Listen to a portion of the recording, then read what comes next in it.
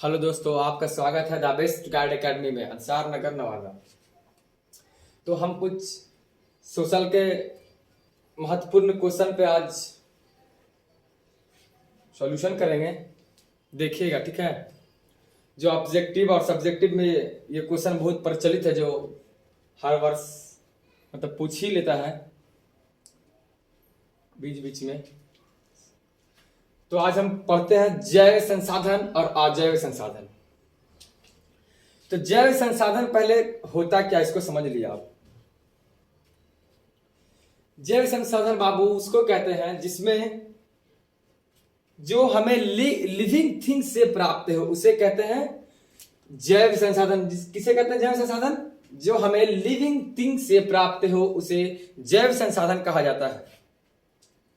इसमें घास या खरपतवार या फिर मत्स्य पालन मतलब मछली पालना और पशु पालन मतलब किसी भी प्रकार का पशु जानवर में बकरी गाय वो पालना सब किस में जाएगा? तो जैव संसाधन में जाएंगे। और इसमें मनुष्य भी जैव संसाधन में, और घास ये भी जैव संसाधन में, पेड़ पौधे जितने भी वनस्पति जो भी मतलब जंगल से प्राप्त होता है वो सभी किस में जाएगा?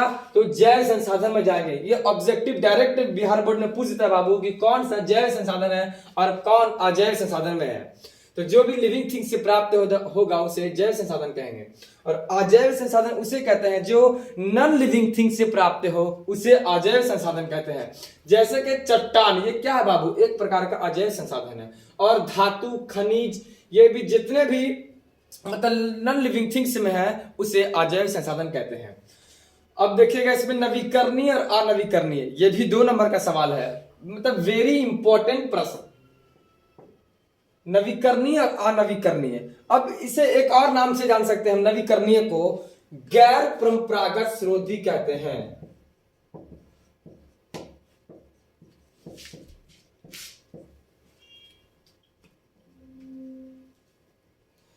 देखिएगा, तो नवीकरणीय संसाधन को ये डायरेक्ट मतलब बहुत सा बच्चा कंफ्यूज हो जाता है कि गैर परंपरागत और नवीकरणीय मतलब इसका हम डिफिनेशन दे तो कैसे। तो आप बाबू एक क्वेश्चन को याद कीजिएगा तो मतलब 2 क्वेश्चन को आप सॉल्व करने का जज्बा रख सकते हैं। तो नवीकरणीय को गैर परंपरागत स्रोत भी कहते हैं और अनवीकरणीय को परंपरागत स्रोत भी कहा जाता है।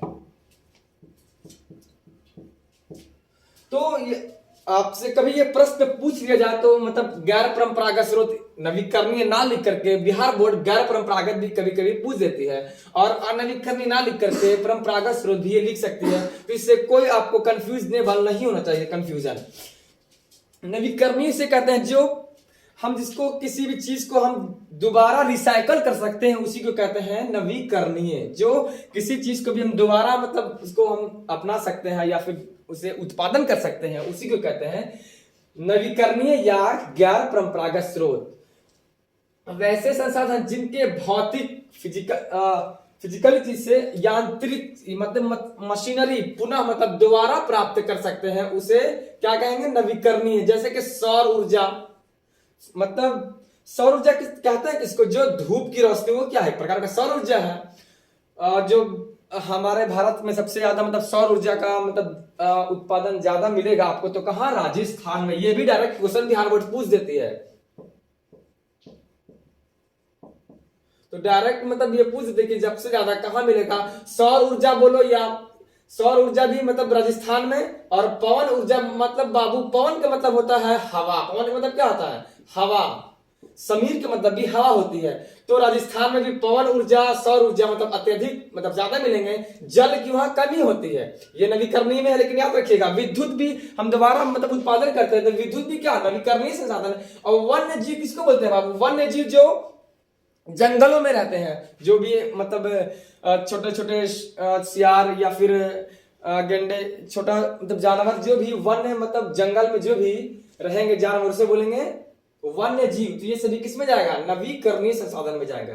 और देखिए दूसरा ये है अनवीकरणीय संसाधन, मतलब ये ऐसा है इसे परंपरागत स्रोत भी कहते हैं। तो अनवीकरणीय संसाधन उसे कहते हैं जो यूज करने के बाद खत्म हो जाए उसे हम दोबारा रिसाइकल नहीं कर सकते हैं, उसी को कहेंगे अनवीकरणीय। बस आसान भाषा में आप मेन पॉइंट आपको याद रहेगा तो आप लिख सकते हैं। तो अनवीकरणीय वैसे संसाधन जिसके निर्माण में लाखों वर्ष, जैसे कि कोयला क्या है, अनवीकरणीय। ये भी क्वेश्चन डायरेक्ट बिहार बोर्ड पूछती है कि कोयला कौन सा संसाधन में है, तो अनवीकरणीय संसाधन से परंपरागत स्रोत कहेंगे। तो ये कोयला किस में जाएगा, तो अनवीकरणीय। क्या कोयला को हम एक बार जला लेंगे तो वो क्या हमें छाई के रूप में मिलेगा, तो उसका हम दोबारा रिसाइकल नहीं कर सकते हैं, तो वो क्या है, एक प्रकार का अनवीकरणीय स्रोत है। वैसे संसाधन जिनके निर्माण में लाखों वर्ष लग जाते हैं बाबू। कोयला क्या है, कभी भूकंप आता हो, सबसे ज्यादा भूकंप जैसे कि काठमांडू नेपाल में भी आते रहता है भूकंप, अफगानिस्तान में भी भूकंप आते रहता है। तो एक बार भूकंप आ गया और फिर कोयला का निर्माण वहां लाखों वर्ष से, मतलब लिविंग थिंग्स दबा, फिर मतलब वहां बहुत सारे वर्ष लग जाने के बाद ही, लगभग लाखों वर्ष लग जाते हैं जिसके निर्माण में होने में, उससे कोयला पेट्रोलियम वो सब क्या अनवीकरणीय संसाधन एक बार समाप्त हो जाने के बाद पुनः चक्रित, मतलब दोबारा जिसको हम चक्रित दोबारा हम उसको रिसाइकल नहीं कर सकते हैं, उसी को कहेंगे अनवीकरणीय। कोयला क्या है, तो अनवीकरणीय। पेट्रोल क्या, अनवीकरणीय। डीजल क्या, अनवीकरणीय। जितने भी जीवाश्म ईंधन है वो सभी किसमें जाएगा, तो अनवीकरणीय संसाधन में जाएगा। जैसे कि लकड़ी भी क्या, अनवीकरणीय संसाधन बाबू। आपको बुक में बहुत कम मिलेगा इसका एग्जाम्पल, लेकिन हम वहां और डिटेल से लिख दिए हैं। लकड़ी, LPG gas, liquefied petroleum gas, CNG, compressed natural gas एवं जीवाश्म ईंधन जितने भी मतलब जलने के बाद यूज नहीं हो पाते हैं दोबारा, तो उसे अनवीकरणीय संसाधन कहते हैं।